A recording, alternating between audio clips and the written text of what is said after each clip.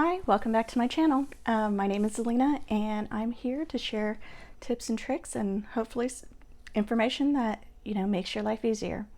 So today I wanted to talk about 3 unbelievable ways to find lost items. I don't know about you, but I lose things all the time. And now that I'm decluttering and moving stuff around, it's like I have disturbed the force in my house and I'm losing more things more often. But I'm also finding things more often. So I've been applying these 3 tips that I'm going to share, and I've been having better luck finding stuff, and almost everything I've lost has been found.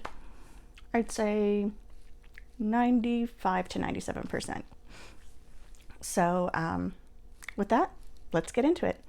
Okay, so the first thing is kind of more of a mindset, spiritual kind of approach. And that's when I notice I'm starting to feel frustrated and getting mad about it because I can't find it. And I'm usually on my second or third kind of round of looking the places where it should be. I just kind of stop, take a breath, kind of try to recenter myself, just kind of, okay, blank slate, blank mind. And I just say, universe, help me out here. Help me find,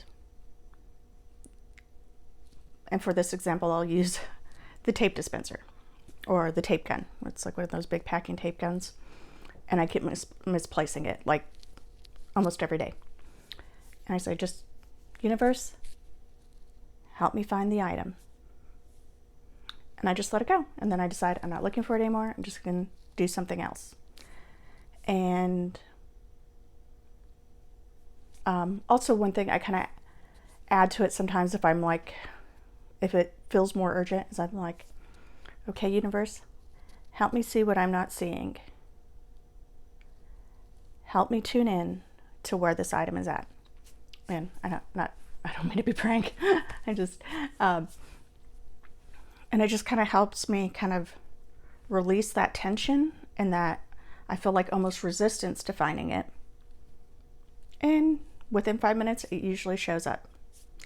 And as far as, you can ask God, your higher power, you could ask your house, you could ask anything. I just say the universe because I feel like I can't really ask God because I feel like that's like a mundane thing to ask God for. So I just say the universe because I feel like the universe is where we live and what's all around us. So that's just what I'm more comfortable with.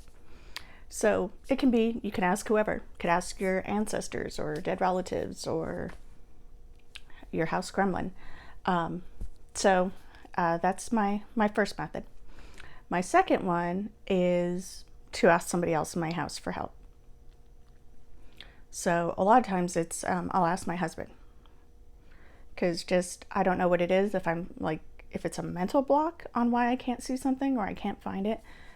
But sometimes I'll just let him know, hey, this is what I'm looking for, keep an eye out for it. Or I'll say, can you go into the bedroom and look for, like the thermometer that we use for our children. I'm pretty sure it's in the bedroom. Can you look there? I am not seeing it. And 2 out of 3 times, he usually goes in and he finds it right away. So sometimes I feel like it's an energy thing too. It's like getting that fresh set of eyes, or that just the energy of asking for help kind of helps attract it back to you. And then the third one is the one I don't like doing, and this is usually my last resort if I need the thing and I'm kind of fed up. It's like I've tried the other 2 ways, it's not showing up, I don't know where it's at. Then I resolve to replace it. And a lot of times if I go put it in my Amazon cart, and usually I save my Amazon cart for a day or 2. I don't know why I like to accumulate stuff in it before I buy everything. Just kind of more of a, I don't know why, I feel like it's a consolidated way of also knowing what I'm spending. Instead of spending $20 a day, then I spend $100 a week and buy everything at once, and hopefully most of it comes together. But the other thing kind of along this line of thinking is a lot of times if I buy the replacement, it shows up. I'm like, I don't know where you were hiding. But as soon as I bought the other, the replacement for it, it shows up. This happens a lot with, like now if you were to come to my house, I have a lint roller, like in every room. And part of that is because I used to lose them all the time. They would just disappear. And it seemed like once I put one in every room, they stopped disappearing. So there, I can always find one now. All right. So I have a little kind of bonus story to throw in with this, and I hope you find this entertaining. I was telling my husband about this topic, and part of the reason for this topic is I shared these tips in a Facebook group for somebody who is having a hard time. She lost a gift card, and she's like, can you give me suggestions to help me find it? And I gave her the first two, and she found it. So it was really awesome. And it was kind of amusing to me how many other people had similar suggestions to mine. So that made me feel a little bit better.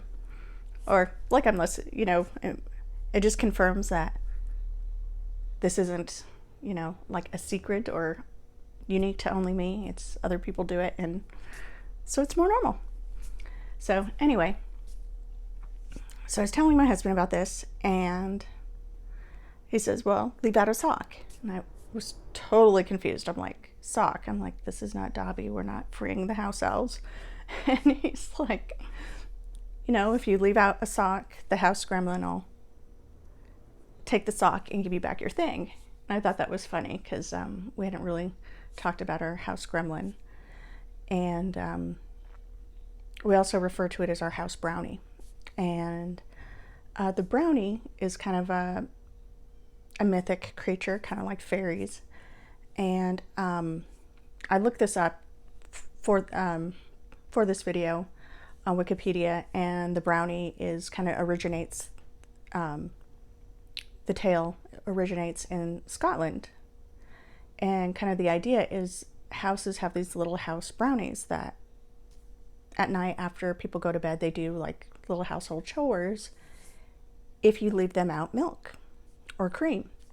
But if you don't, they start taking your stuff and kind of playing tricks on you, kind of thing.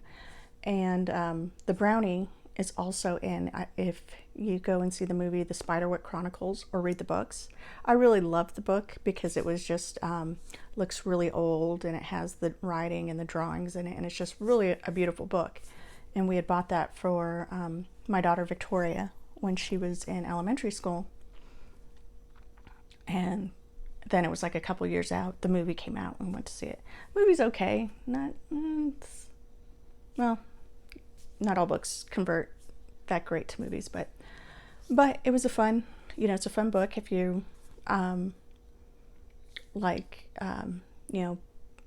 books with magic creatures and magic and that kind of thing. And I love that type of book. Well, obviously Harry Potter fan here, but so it's kind of funny that, we kind of got on this topic when I was talking about the finding lost items. And yeah, every house we've lived in, we've always had like random things that'll just kind of vanish and then just randomly show up in the place they were last seen when you look there and it wasn't there the last time. So it's kind of, I don't know if there's like a science or what's really going on, but we just accept it as just something that just is. And every now and then, if I'm, I feel like if it's a lost item, I will leave something else out and kind of just say, hey, I'll trade you. And sometimes it seems like a trade happens, but not something I've, tested or I could prove, but just, a little fun. But that's all I've got for today. I just wanted to share some things to help you find lost items. Leave me a comment if you found any of this helpful or you have any stories of your own. And please like and share so that, my channel can grow. I'm saying a lot. Uh, so sorry. But I'm still really new to this. I'm still learning how to be comfortable talking to a camera, and still trying to figure out the best things to share. And I hope this, my intent is to share things that are helpful, and I hope you like this. So I will see you next time.